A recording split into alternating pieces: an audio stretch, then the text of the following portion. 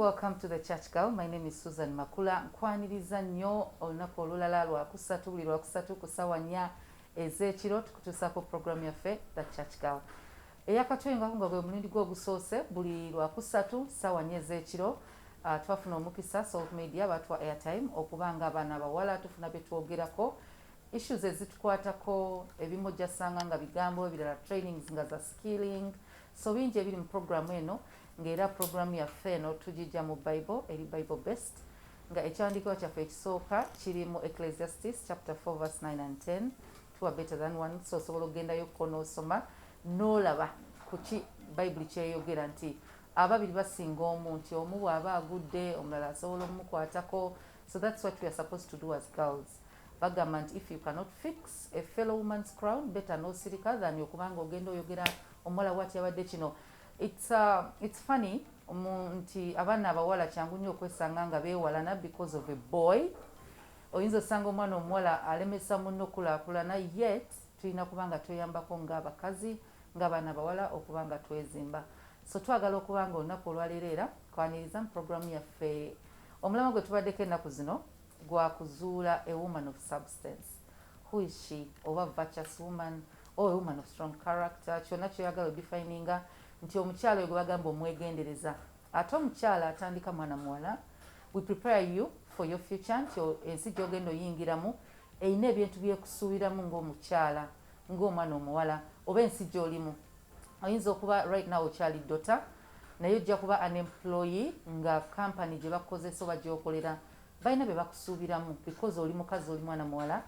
Ojja tuuka ofumbirwe because it's every girl's dream. Ojja tuuka ofumbirwe nga olina kyosuubirwamu so it's better n'otandika kati okubanga weeteekateeka oba weetegekera gy'onoobanga olaga wonna wooli oba oli ku ssomero then olina responsibilities olina otuukiriza oba oli waka as a sister as a daughter olina byolina okutuukiriza or as a cousin bw'oba okola still olina byolina okutuukiriza nga an employee naye ng'osigadde ate olina that feminine side of you nti equality eno gye bayogerako ensi yajja kubanga ejja etta femininity y'omwana omuwala oy'omukazi nti otandika okubanga you hustle like men, you struggle like men, you act like men, you dress like men, buli kimu okigobanga abasajja.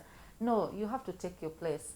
Ne bwe kibanga it is kye banayita nti oba obeera fragile weaker vessel Bible kyeyita n'oba obanga oli weak kye bayita weakness ate ye strength yo as a woman. So twagala okuzuula who that virtuous woman is.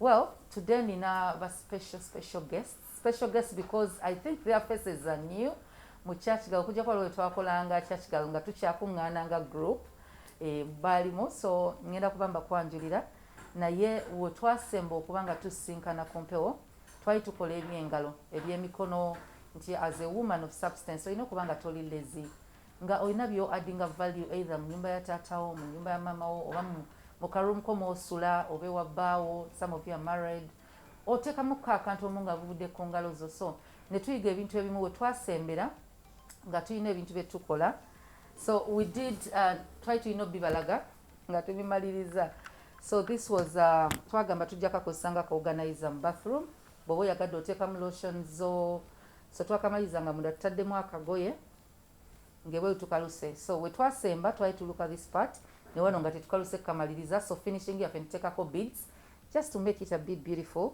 abakazi so kano kaali kasero so programu yaffe wagiraba akabulijjo ne tukasala ne tujjamu this organizer kitegeeza nti mu kisenge oba mu ddiiro olina ebintu by'olina nga biri awo tolina wobiteeka so obiteekamu nebeera nga biri wamu nga wali neat so ekimu kye twakola ekyokubiri Remy twamuleka atandise ku kisero ekisero kino kyekya bulijjo nga twakulaga ekya plastic so ekisero kya ngoye still kyorganizing engoye z'omu kisenge kati tetwakimaliriza munda so finishing yaffe what we did twateekako just bimuli ku beautifyinga kano kyali kikava naye inside kyekisero kya bulijjo bwe kiti so bwe kiti bwe kyali nga like this so eno yeri finished munda twakireka bwe kiti abatali naffe basobole okumanya nti it's an ordinary basket twagiteekako miguwa naye munda finishing yaayo olina okufuna akagoye oba olugoye munda lw'oyaliriramu nga bwe twayaliridde ka basket okubanga kali neat waliwo ne ka organizer ke twakolako so omuntu aliko ekirabira ddala nti it's a basket. So munda olugoye lwonna olukadde lwotakyayagala oba kitengi okigende ng'okisibamu with glue, the same glue gw'osibisaako ewuzi. So oluvannyuma then cover, teeka mu bathroom oba mu kisenge, teekamu engoye ezitukula zomaze okwoza oba eziddugala. Then twabalagako akano ka flower vase ne bakakozesa okuhanginga ebimuli oba ku shade oba ku balcony. So twakalaga wano ewuzi twazibalagako. So what Remy did, ne bakaluka Remy and Vicky, there is one called Vicky yali azze, so ne tumulaga bwalina obikola ne bakaluka ne basigala with this. So kano kahanginga ku balcony oba ku shade ng'otaddemu ebimuli bino tebiri fresh naye osobola okusaamu ebiri fresh n'osimbamu ebimuli byo ebihanginga oba ebikino kawanika. So kano bakabitifyinga naye nga twakabalaga nga ka blue tekalina kintu kyonna. Then maaso awo tujja balaga gino emiguwa bagikozesa someone told me, nina wana abalenzi yangambye gye emiguwa bagikozesa okussa ekesi z'abafu mu ntaana bebambulira bagikozesa okusiba ente so nabuze emiguwa gino gisinga kukola ki, naye emiguwa egya bulijjo bagisiba ku waya oba gisitula ebintu. So kano I did this because they were learning kati nga mbalaga bwe tusobola okukola miguwa egyo ne gyesibako tusibisa glue. These are beads ze twabalagako one time, just nga bwe tuluka kino bwe twabalaga entobe eba yeemu n'ogenda nga weetolooza up here then eneringa finishing. So kano twakakola nti bwe bawaka osobola oteekamu ebinyeebwa bw'oba oyagala n'obiriiraawo ku breakfast, naye osobola okakozesanga ka flower vase. Kati ate gwe twakawa tetwakamuwa, someone took it, yagamba ye afunye ekyakuterekamu remote za TV. So you find nti buli omu alina kyayagala okukozesa kyabaakoze. So ne tukamulekera because yagamba nze remote zange sina wenziteeka, n'ateekamu kano. This finishing byebimuli ebya bulijjo twabijja ku bimuli bye tubalaganga bino bye tubadde tukozesa ne tukateeka kuno ne kaba ka finishing. So emiguwa gyegimu ne tukolamu ka basket. Now ka basket kano waliwo abantu abikozesa babayita ku mikolo okugema, naye osobola okukaluka n'opangamu ebimuli n'oteekamu chocolate n'oteekamu biki n'okawa mukwano gwo ng'omuteeddemu ebintu ng'akalabo, oba mu nnyumba okakozesanga ka tray still kakola. Tujja balaga bw'oyinza okukakola okubanga ofuna bino emikono. Then this twateekamu kamuli because twali twagala kakozesanga ka decoration kusa ku mmeeza n'otambulizaamu ebintu. So ku programu yaffe gye twasemba okukola byebyo bye mbadde njagala okulaga. Well, kansuubire nti wayiga kyonna ekibuuzo ky'olina.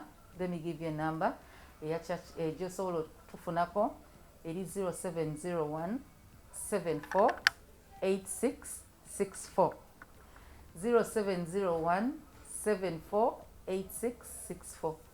That's my number. So netugira wokuba kusimu togikubako, weereza messages because calls ziba overwhelming nga nyingi tosobola kukwata buli omu, but with messages ofuna obudde ne bawayiseewo essaawa n'oddamu.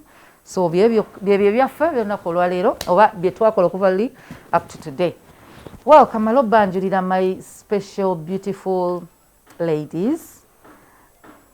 Stella, how are you?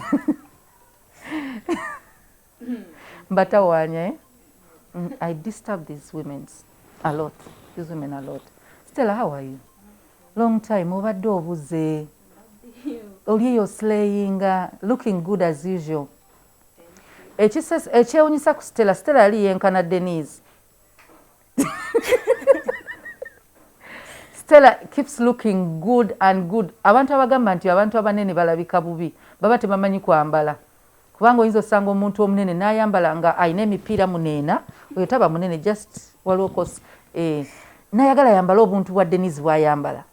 But this woman knows how to organize herself. Nagira naye tonamusanko ng'ali mu jean. My dear, bwe naagamba nti she's a Nalongo, you all scream. Tujja kuddamu. Ali, how are you? Abalenzi bali batya? You are one of the proud Nalongos bemmanyi. Namugambye nkuyita Nalongo oba nkuyita Essa, nagamba ndi Nalongo.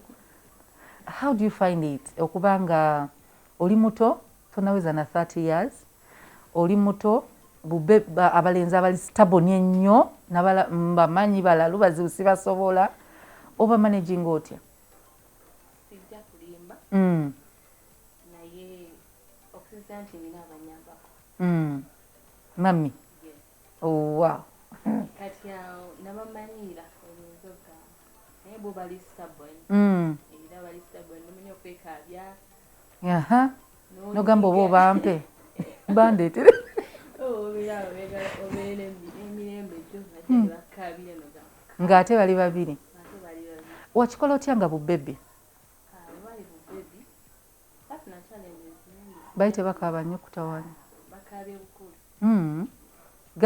Gambo batandise ekyejo kati batandise okukaabira obukulu. Ate kyewuunyisa si bakuza kyejo. Era abalenzi kumaaba. But you've maintained the look. Kuba we nakulaba okyali.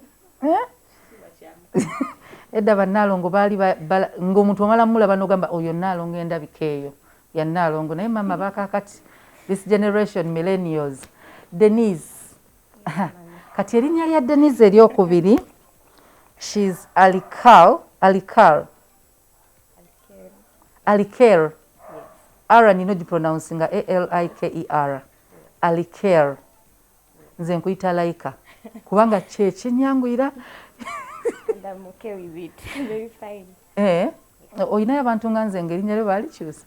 Bangi. Bampita Malayika. So nali waayo.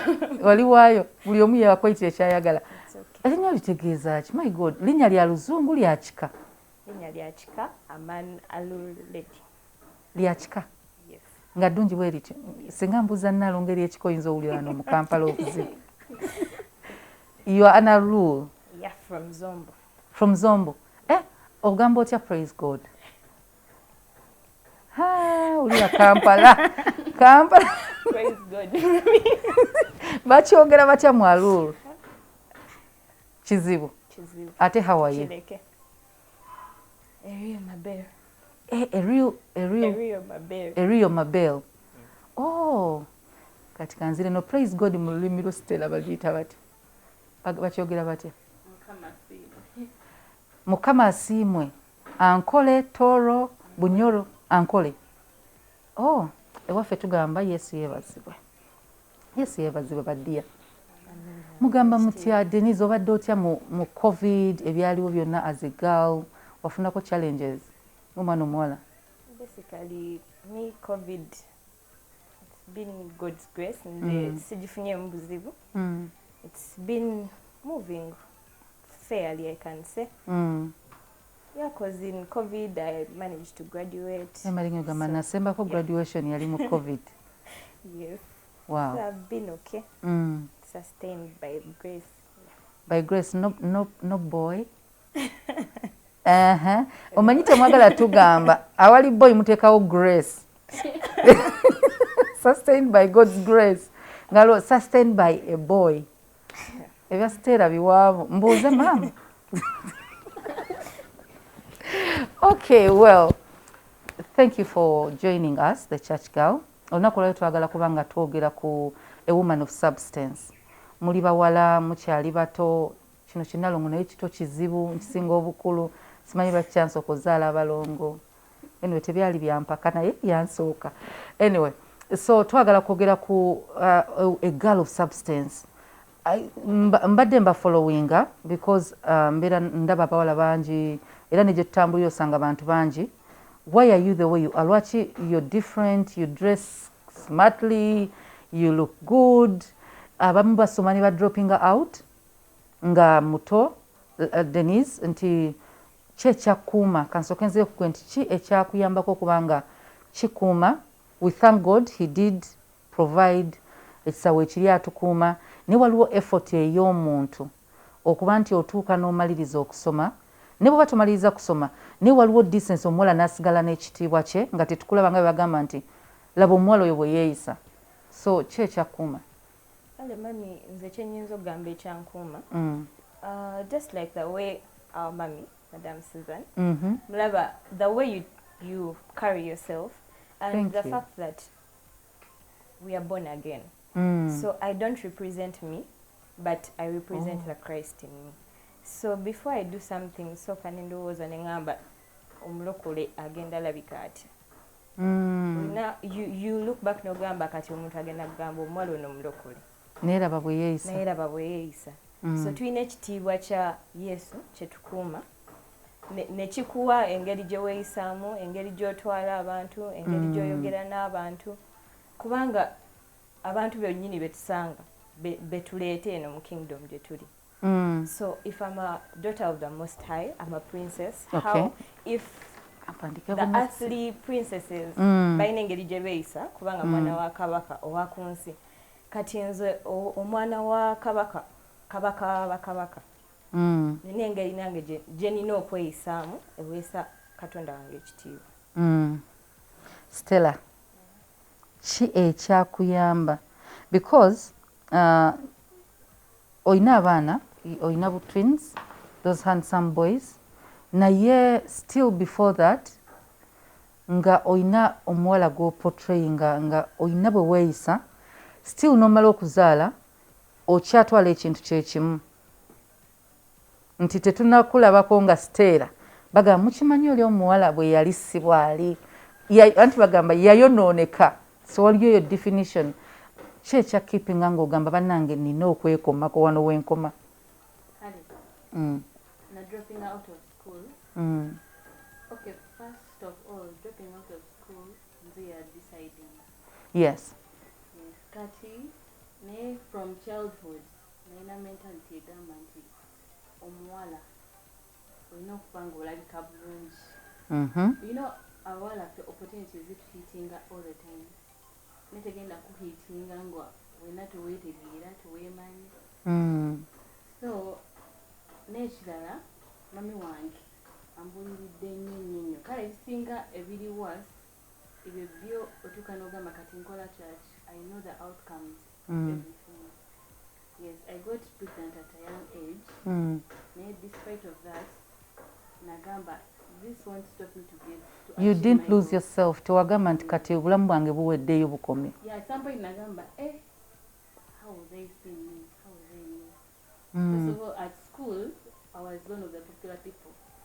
I can see I was like how will my friends hear this naye kyanyamba I had joined church remember so I can fight this battle I first lost most of my friends nga ngamba banakitegeera naye tewali kyokweka nekitavaayo kituufu bagenda nga bategeera omukombwe batyo naye nga bebategeera baga naye okakasa kale nga tebakikkiriza sayagala agamba yes mbazadde but sijja kulemererwa kukola ki kufaanana bulungi like ebanga jani nosanga hump along the way tekustopinga to go ahead nagamba sijja kwonoonawo wali nti ndabikira eddala tuli mukugira kuman of substance ate oyo omukazi si mwangu wakubeera it's not mostly at a young age because fena bwala twagala tubeere omukazi nga ali powerful omukazi nga alabika bulungi naye tetwagala behind our looks bagambe yalabika bulungi kubanga tumanyi jajja sente kati nze nina challenges nyingi zempitamu naye nga njagala mbeere omukazi nga tebakoma kundaba wakungulu just kungulu naye monde eyo singa omuntu alwa naawe yeetamwa because abantu abasinga kungulu bwenkulaba ngenda ku appreciatinga nga nange muwala mulungi naye ate bugyenkoma okulwa naawe nga nzuula ekisuka beauty yo yes ina person mubi kati kiba abawala bangi they have the outer look ng'omulaba n'omujeje ngamba oyo omuwala she has a bad heart like that because of her looks naye womuwa time kati nze I'm fighting to be this woman nga tebakoma kulaba looks naye nga balaba omuntu w'omunda nti ayimiridde kale ng'onagamba I can spend with her a full day nemanya nti omwana sitaga kubanga neekwese mu kifaananyi ky'omuntu omulala omulungi ate nga ndi mubi so kati nze nawulirizanga nyo ebigambo bya mami yangamba ebintu bingi naga kibi nnyo okubanga oli muwala mulungi naye n'ebikolwa bibi kozi era newonaakola otya bajja kutegeera bagambe ekirungi naye kiri awo papula kirungi okumala okuyita ekipapula ekipapula bakikozesa ebintu bingi nnyo abamu bakikozesa toilet paper balakisibamu sumbuusa bakuyita wa kati neŋŋamba abawala abato tulaba ebintu bingi nnyo nnyo nnyo noga that part of fun ngamba kaŋŋende yenfaaki naye at some point ogenda then n'otwalibwayo we bakikoza bawala bangi balungi naye tebasobola kubeera omukazi oyo ow'ekitiibwa baba balaba kiswaza most especially if we talk about the dressing code oyina kyoyogeddeko I don't know whether you're free to talk about it nti bwewafuna olubuto abamu wabafiirwa nga mikwano mami yabeerawo are there people bogamba nti singa tebaabeerawo singa osanga nagendera ddala njogera ku mami olunaku wenazuula nti ndi pregnant because omusawo yankebera I don't know why I went to that clinic because yali kumpi newaka and that woman was so friendly to mom so nengendayo nangamba okimanyi oli lubuto ngamba ngamba kyekyo by that time wali okyasoma by that time wali okyasoma nenga nkola course alimugamba nkwekayidde nsaba tomugamba kintu kyonna cause my mom is very tough ngamba newakibulyabuliza bagenda kunziika nga ndimulamu so when I went back home nebaka bwebazi nandi stress tewapakinga kudduka nedda simanyi kyange tewatya kuziika nagamba mbeerewo nja kwekaza tajja kitegeera so mom was cooking nebamukubira essimu tima neguŋŋamba musawo akubye because bansindikira message nenkwata essimu naye nga simanyi nga lulinga obunyankole nga tesirimanyi nembivaako kati bamukubira nga mpulira omukazi awuuna buwuuni ngali ngamba pedde nembeera mu blanket yange mba ndi awo nampita bulungi nampita Stella jangu nantwaleeyo twayambukangaeyo waggulu kasozi nampedde nfudde mukama nzijja nayogera nange era nenga nabizanyi ayi kati tayogera nange because yali so simple nga mbuuza ebibuuzo nembiddamu mangu mangu nga saagala kubifuna biri oba ekintu kirala naye namala naŋŋamba nti nze nalokoka ndi mukazi mulokole era kyonna ekizze ngenda kikkiriza just kyenkusaba tojjaamu lubuto yes naŋŋamba nze maamawo ekizze ngenda beera naawe from that day nayimiriramu nange natuuka nenga yempaaki era yatuuka naŋŋamba wobeera newaka neweluba luvuddeyo gwe tambula ab'okukyalo bakola teyafaayo baboogera ki wasigala oli that daughter wansi namanya nti kati netubeerawo paka ng'ali wali nga tafa nayo kati bwe yawulira nti balongo ekyalo kyonna nekimanya aba atambula nange balongo nno okusirisa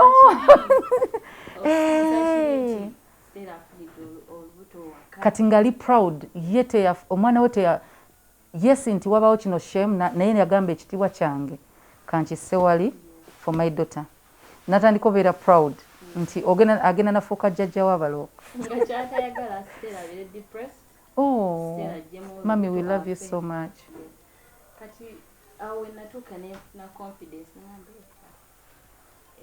giba gigenze kasinga siye lwaki nkikubuuzizza ezimu ku challenges nga bwogambye nti omukyalo okufuuka that woman of substance si kyangu at times tusanga abantu along the way abatu judginga abatu pullinga back abatu kangambe nti nobwokola ka mistake mbulamu bakizimbulukusa then you give up waliwo abantu kangambe bakulemesa okubeera kyoyagala okubeera so kyenzudde nti wasigala ng'oli w'amaanyi because mommy was there Alaika a woman of substance tuyinza mulabira ku kiye mwangu wakufuka Stella agambye si mwangu you try every day ng'ogezaako naye weesanga ga kwolo character nungi akagoye n'okasikayo kali ng'omuntu wakusanga ajajingeyo n'agamba tekiyinza kuba nampisa ku nnyambala eyo. Nze ekyenyinza okugamba woman of substance kituufu si muntu mwangu kubeera because nange nyinza okuwa life example. In my high school I actually did PCB and I had this passion from when I was young to become a doctor, a medic nga ndaba checho. But everything was all fine until the final. You move back, you know everything is going to be fine. But the results come out and I'm like, okay, so medical doctor aliwa again. I looked and it was like everything had crashed. And the woman who I had at the back of my mind that I want to become ngandaba woman of substance at that time, ngandaba muntu career woman, you're working, you're a medic. Yes. You're good at what you're doing. And yeah, that was my woman of substance. Because by then I wasn't born again. Really. Kati ngandaba, I was in a dilemma. Ngandaba, the woman who I know as a woman of substance is fading. So the woman you wanted to become. Yeah. My idea of woman of substance was crumbling. Like, ngasiza na chikiriza. Because I looked at the results and I'm okay. So now what are we going to do? Medical school na bichi. But my mom sat me down. Nangamba, this has come, and this too shall pass. My mom didn't give up on the fact that I want to become a medical doctor. Because I was working in all my friends for some time, but now everyone shut off. I saw like the whole world had become dim. Why did they leave? Ngatebagala kwa associating nayo because of the grades? Everyone was still in a dilemma. Atenga most of my friends tebali balokole outing na bichi nenga nzendaba because I was working at tetuchakwatagana patterns zaffe. Na yenga even when the results came out nenga okay, now everyone has gone. These are my friends benali mberanga nabo high school na bichi, no one is there to or maybe comfort you or say something. Buli omu ali bibye. And my mom was there, out of the blue, because I used to work, so that couldn't come into my day-to-day work in my boss's bank. So I had to continue work, but my mom took a step forward to bring back the other dream that I wanted. So she had to fight and see that she's not going to medical school to do a degree at first, but she's going to start with a foundation to become that person she wants to become. So I believe with a woman of substance, there's a foundation you have to have. And there are some people who have to be there to help you. Obelanga omuchala wolubuto. There are people who you can't be there alone. Nobotuko kuzala waliwo midwife ayino kuyamba. So there are people who have to help you birth that dream. Ate nabo ina obanyonyola kyoyagala. So kuva butonze nga njagala ebyobusawo bichinga binyumira. So that also helped me okubanga there was a person. Yeah, friends basobola okuvaawo, but my mom was there to ensure that the dream is not killed. And my elder sister nayenga ngamba, me I believe you'll make it. Oba you go and do what? Oba you the other sister was a beautiful name?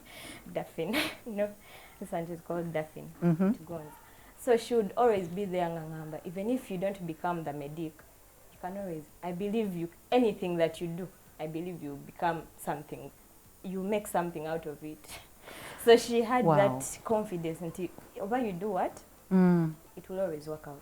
Then my pastor at House of Prayer. When you know tugenda tandikira with your pastor.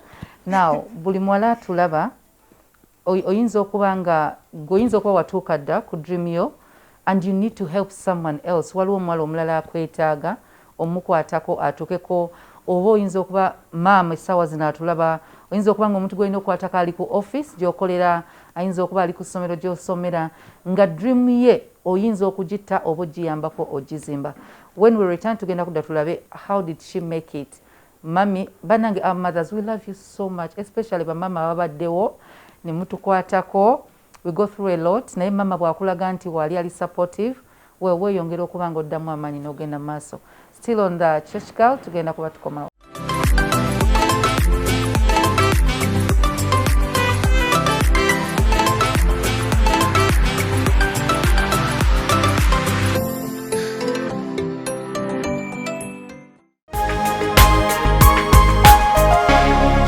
Television, Femunyo.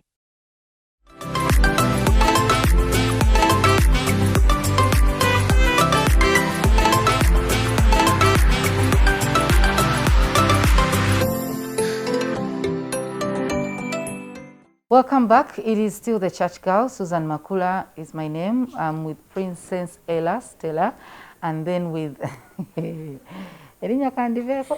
with Denise.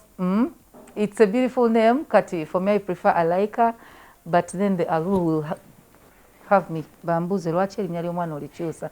But I'm with Denise and Stella. Denise, obadde okyatubuulira nti for you wali oyagala okufuuka that person, that woman of substance, gw'oba omusomyeko mu Bible oba gw'owulira naye wafunamu challenges, and there are people who are there to help you nga obamu bakutte ku mukono abala bigambo. So your mother stepped in, your sister stepped in, and then you said your pastor. Ng'omazaawo okulokoka. Okay, generally nkolera manyi the ways of God are not the ways of man. Benali manyi, my friends at school, they all left. But God blessed me at my workplace. I got a friend, a very close friend to me. He's called St. Terence. So, ngasabira house of prayer. Mama Stella, special friend. Ngasabira house of prayer. So he would see this person, yalinga ajja ku mulimu, you're jolly, you're what? Naye ngalaba there is something different. Nangamba tune in, lunch hour. Okay. Nga every lunch hour ngamba salt media. I started to listen, and for some reason, in that moment, nga pastor alinga yogera nange. Ngamba there is still hope, even with everything. So I prayed to God in I think it was an overnight. Kati nze nga nali sibimanyi, ne Canaan nali sigimanyi. Nange bwe natandikira Canaan ku Bati Valley, basabira essaawa nnamba, nasabira eddakiika 3 ng'ebigambo biweddeyo. Nenfuluma nengenda mu ttooyi, nenzira, nenfuluma, nengenda ku canteen ku Bati Valley, then nengulayo ku kasoda, ngenda okulaba tebamaliriza kusaba. Ngambe no church eneesoboka. So I understand. Kati ndowooza nga mpulira overnight. Ne service zino ez'ekiro essaawa 4. Nga ndowooza abantu babeerayo ku church kwezi essaawa nga basaba. Kati nga ngamba God, I pray when I go to campus, I don't want to be in this Kayola kusomero where every person is there.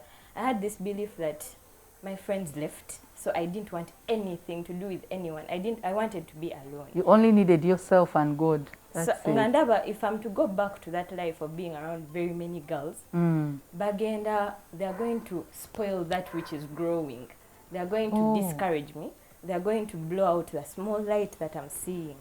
Ningamba, no, I want to, God, I pray. I think my prayer, nasabe sala satu, ngamba, God, I pray my parents allow me to stay in a hostel alone. I don't want a roommate. Njagala ngende Mulago, and I'll prove the world wrong. That didn't work out, but I believe I am wise, and I believe I can make it. So I went to Mulago, and every day, ngabuliwe mfuna free, maybe lecturer I rushed to Canaan, because I knew it was like, nga wofune dagala. Ngandaba, anytime I'm to think as a normal person, I'm going to run mad. Ngenda kukulowooza ebintu ebitagatta. So wetaaga okubanga waliwo ayogera nawe. Because this woman of substance, there is a foundation. Kubanga woman of substance aba muntu omukyala nga alina value.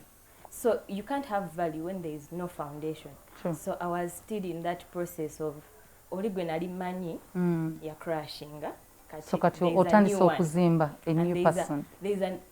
I started seeing people who are born again ku church nga ndaba engeri gye beeyisamu omukyala pastor, olaba pastor engeri gye yeeyisamu, olaba this person I want to become.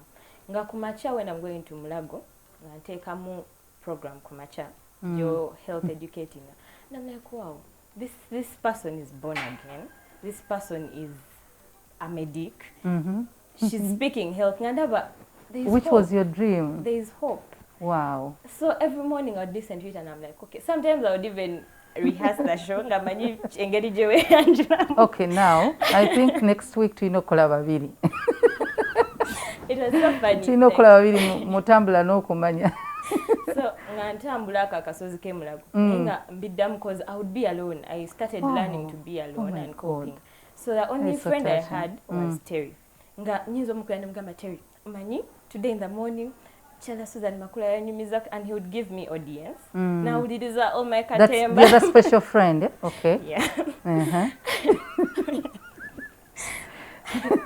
So it helped me get a foundation. Wow. Mulago naye nga nsomera kintu kimu sagala swaza pastor byangamba. If he believes there is the dry bones can get life, I believe something can come out of me. And even the time I was going to do my first papers, it was my first paper from a heartbreak of my senior six. God, just help me this once. Sirisa ebigambo byabona bali baloza I want to make it what. I did those papers, and as every paper ngansaba nabusanga kama nyamba. My first GPA I got 4.8, and I came to Canaan twaina overnight nazina. Like I had to ensure I call up people to show them that my God is really there. So it helped me kwezula upya manya woman of substance chechi. Woman of substance abamchalanga. If I want to be this medic, I wanted to get these grades. I had to get them in prayer. I had to put in time. Go when to take some time and so maybe talk. I talk to this God who has a better plan for my future. Then chitegeranti, you can be a medic, you can be a career woman. Nayenga, you can have the wisdom of the world. No berango in a degree or in a PhD, but when someone sees your day-to-day life, you're nasty.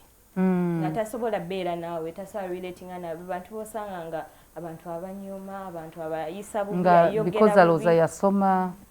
But when you have the foundation of Christ, ekuyigiriza engeri gye weetwala mu ng'omukyala, you learn to know your worth. Kale duli in high school nga we club, we do what, nga your worth can be an iPhone. My friends ngobalaba. But in is killing women these days. Someone posted and said, please, how much are your lungs? So you can buy a phone. Spinal cord, and you're like, this is irreplaceable. Yes. That's their worth. Someone is worth iPhone 12. A car, that is your worth. if it is. The iPhone 12, you can sell your whole self, your entire dignity. There is nothing left. But when you have this, there is something being in God teaches you that you have much. If God gave His only Son for us, in other words, we are more valuable. That is true. Era buli muwala alina okimanya n'omukazi nti value ye esooka okulagibwa is Christ's life. Nti omuntu yenna bwe yetta ku lulwo kiraga omuwendo gw'olina. So bw'aba Yesu yafa ku lulwo, then omuwendo gwo guli waggulu nnyo nti Katonda yatula ne mu ggulu n'ateesa naga kankuweeyo because I need to save so and so. Oyogedde ku foundation nti Christ waba yo foundation ebisigadde obizimbira ku ye eribanga foundation y'ennyumba nti ekisigadde kyonna ekyambuka paka bw'onoosereka there has been a foundation which is Christ. Stella, that woman of substance yaluwa tumulaba tutya tugenda mutegera tutya? Well, katusooke tugende katono mukuumulako tukomawo eddakiika obudde bwo budduka. These ladies are so amazing. Banange nze bamama mbebaza, but I thank God tukyalinayo abawala because wali abantu abagamba nti wa mu church teri fe tubamanyi oli nagamba wa tekyali muwala ategeera mu nsi. Let me tell you, you've met the wrong people. Era bw'ogenda mu katale n'ogenda Kaleere ovaayo olowooza mu nsi tebatunda washing machines because ogenze mu kifo kikyamu. Toyinza genda mu club ng'onoonya batatamiira. You can't go to a bar n'ogamba noonya muno omuwala atasobola kutamiira. Come on. Bw'oba relating with drunkards, it doesn't mean that teri omuwala atanywa. So I'm going to bring to you women, young women of substance. Ate nabo bagenda tubuulira how they made it. Ne bibayambye nawe tukubuulira engeri gy'oyinza okubeera ng'okifuuka. Tovaawo tukomawo.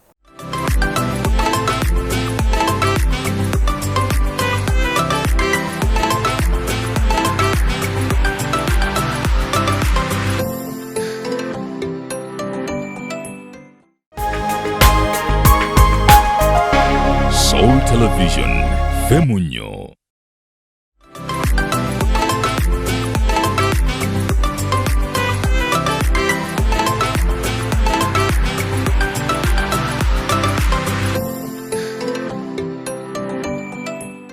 Welcome back. Okyali mu Church Girl with Miss Susan Makula, with Princess Ella and Alaika. Alaika, yes. She's Alaika Denise. Eriye Kampala. When she goes back home, you perfect the name. Stella. Omukyala oyo, that woman of substance, gwe tugamba nti omukyala wa mugaso nga n'omuntu bw'amulaba ayina value, adding a value, alabika olina by'obadde oyogerako nti ogezaako naye weekanga ate waliwo ekiganye, because I want people who are real. Sagala muntu gamba nti you're perfect, I'm perfect. No, we all struggle and hustle every day to be that person we want to be. Kibeera kiti ekizibu, olina kye wasooseeko nti si kyangu. Abaana abasinga abangi tasobola kukkiriza nti if I'm a born again I'll have friends. Bajja kulowooza ndi fala sikyali ku nze abaana abasinga bwe baddamu okuntegeera nti ne mbagamba nti nze baitosaana kigenda nti nze nsaba n'okusaba kusaana okusinziira gwe baali bamanyi. Okay. Then when I was still in chosen, nzabana nabagamba because from school nayinjaga nnyo okuzina. So when I told them I have a dance group, nga balowooza some vixens, video vixens. Which musicians? I dance for God. Yes. Where? Church? Were you? I'm like, yes. Never go to church and Pastor Abdingo, because when people hear his name, toyinza kuba nga walokoka. Because boba manti omuwala omuto tosobola kulokoka, tosobola kulivinga a decent life. Naye bakimanyi nti Katonda akozesa nnyo abavubuka so much. Then I don't go out church because every Sunday I had to come to church because no one was there. So I used to say, "Oh, you should go out." I'm like, "I'm at church." Said, "You're at church?" I'm like, "Yes, I'm at church."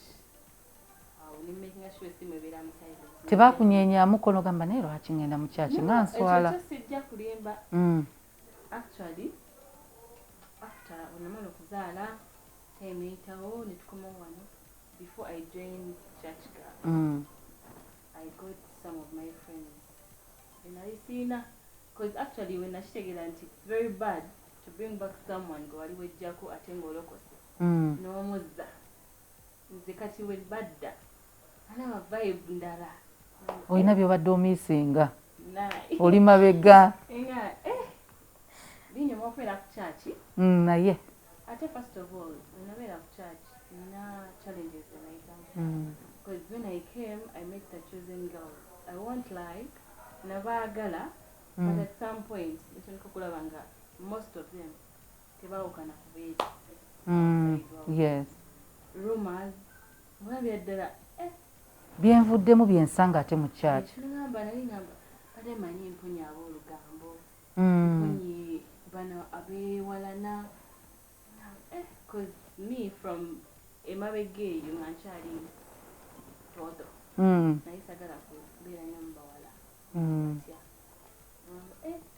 bera gambo ntalo bujja kwegamba byonna kobera nakaka pya bajja kale to boka lefu no wankopye ebi ebintu nga bijjawo basajja engamba ne tunafuna mu space nezida kubati it's all the same. Baby, sabi. So, Pachi. I don't want to miss what we call applause. Not die. Togenda ngoli broke. But nangeno chizulanti. It's fun. At some point, when I entered Church Girl, actually I was always saying singanko meeting because I've always really when they started talking about you, I have to meet this woman. I'm chosen. pastor babulya naye nga nze nkutunuulidde na bwe tuyita eri emabega kutenda naye saayi na Harriet wana Harriet kyakunyumizako kati awe bagenda mu Praise God Africa mama they're going to see you on a daily basis. Oh. Harriet bwakunyumiza jamulaga. So when I met you, I don't want to disappoint this woman. Sunday I got the awulire nze sijja kulimba challenges zijja. But at some point tukanaga if they hear this because tubikola kiro ensa ne babitegeera kanwane ne waba ensi yabwe enyuma naye at some point wobeera wekka. Omanye mu bulamu buli muntu alina okufunayo abantu ba si kutya fear ne bogamba naye singa gundi awulira singa mami awulira singa pastor because batukomako waliwo ebintu bye nandiyagadde okukola personally nti maybe one day I'll share with you bwe tunaddamu meeting as girls off camera nti there is a life I had before I became a pastor's wife. There is that life. I would go out with my friends. I go whenever and anywhere.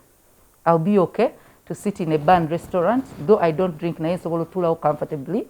Nengira, I would move around by my commando and it's okay. Ntuula ku boda nengenda it's okay. Now, oba kiro, oba misana, oba oyingidde nnya because you stay alone. Then you get this new life. Kati no life empya erina bw'ogamba omwami wange anaagamba atya. What will the church say? What will the church think? Exactly. Then my biggest is called church girl. So ngamba okay now. Singa I'm failing in my marriage, what will these girls think? I need to work every day. Nti sinti bajja kunkuba bajja kunkola ki. But these are girls that I need to work with to have a better life. Kati atenze bwengeza giving her up like that. Then wemba sikyayagala kukola. Bwemba nkera, okay, there are times wemba sagala kwambala makeup like now. No makeup. Ningamba, but when I don't look good, a new dress, what will these girls think? I have to look good for them. So mbulamu tulina okuba muko n'abantu abatupushinga. No gamba, I have to go and work because of my kids. I have to do this because of so and so. So thank you. I thank God that I did inspire you. There are times when you sit there and you're like, but am I still useful? Or I'm useless? Anyway, yeah, thank you.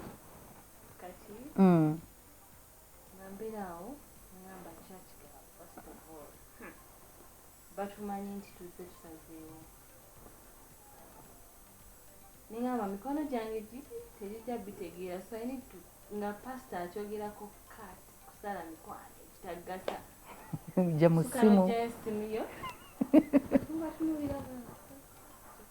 because I have a best friend actually simanyi sikyamuyita best friend I call her sister because at some point nalaba nti she's not a best friend she deserves to be a sister because best friend ayina ye ekintu kyenga yali so special nti best friend we tasobola kureplacinga oba tasobola kubeera awo nakujudginga nti kati nalabanga a sister mufunamu ebyo bimanyi ngamba let her be my friend sagala nkere ku makya nga batuyita frenemy nimuwala title mugamba kati ngamba I want to come to church nemikwano nagimakinga nga amanya ge nayinako agamu I had some ebigambo ebiri kubo yes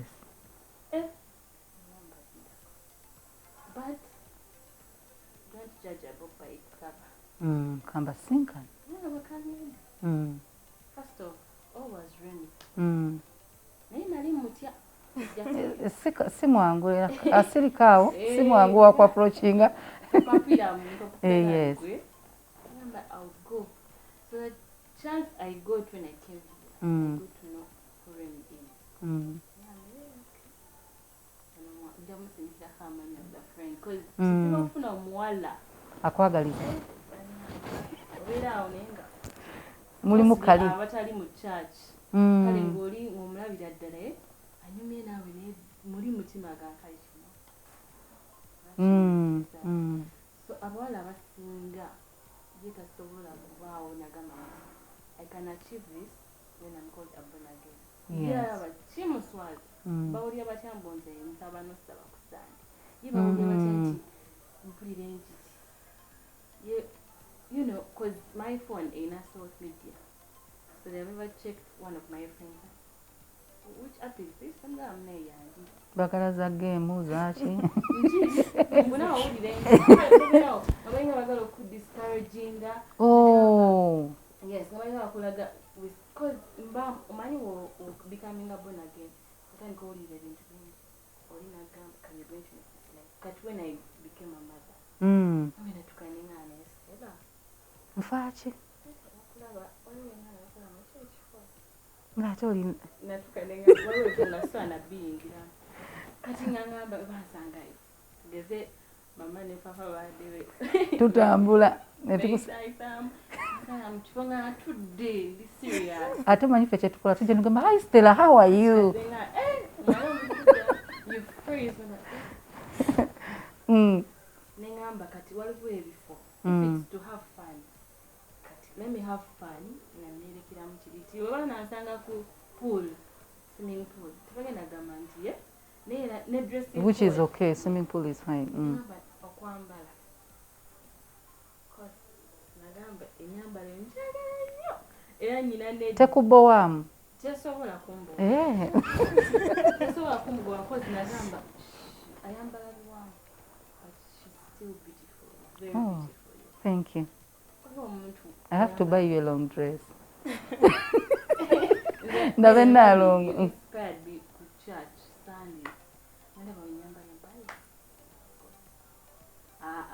No choose. You're not sure because mommy need to carry it. No, I buy you a happy. I can't have a room. Sunday. When you go and stay because Sunday we take you out. Wow. When my jam bad day. Katopu nga kawangu. Well, obudde butulese siyinza kugamba they've shared a lot. Ekiri personal nebe ba sharinga bagade sharing so that you can learn something. Era nzikiriza nti olina kyoyize from Denise's experience, from Ella's experience. Njagala olabe nti ebintu webiri osobola okuba nga okemebwa n'odda mu mikwano essaawa zino oyinza okuba nabo olina naye what do you want to be? Who do you want to become? Do you ever dream of becoming that woman of substance? Gowulira nti banange omukyalo oyo. Do you have people who inspire you? Kubanga betubeera nabo usually be bantu betugenda ofuuka. Era bw'otunuulira waliwo omuntu ng'agamba nze njagala kubeera mukyala w'amaanyi naye nga bw'otunuulira gw'agamba gwe yeegomba byawukana ne gw'ayagala obeera ne gwe yeegomba. Well, tujja tandikira olunaku olulala tovaawo Still Soul TV, the church girl with Susan Makula. God bless you. Bye bye.